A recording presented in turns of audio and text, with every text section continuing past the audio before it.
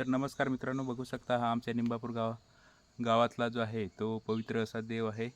या देवाला जे आहे ते आपल्या संस्कृतीमध्ये बुरुंग देव असं म्हणतात. आणि या देवाची जी पूजा आहे ती दर 5 वर्षांनी होत असते. तर आपण बघू शकता मित्रांनो, हा आमच्या गावातील बुरुंग देव आहे. आणि इथं जे आहे ते वाघोबा देव पण राहतात.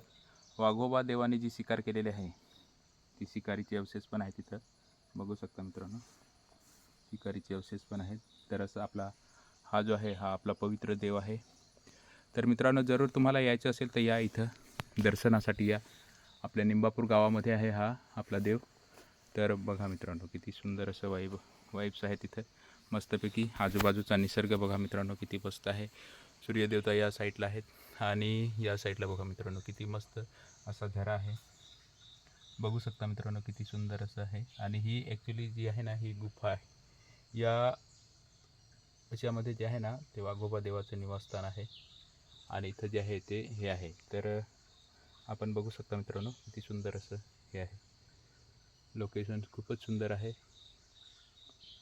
तर बघू शकता मित्रांनो, हे इथनं असं हे आपल्या वाघोबा देवाचं देवस्थान आहे. इथं जे आहे ते शिरसाचं झाड आहे, त्याच्यानंतर आपलं सादडीचं झाड आहे.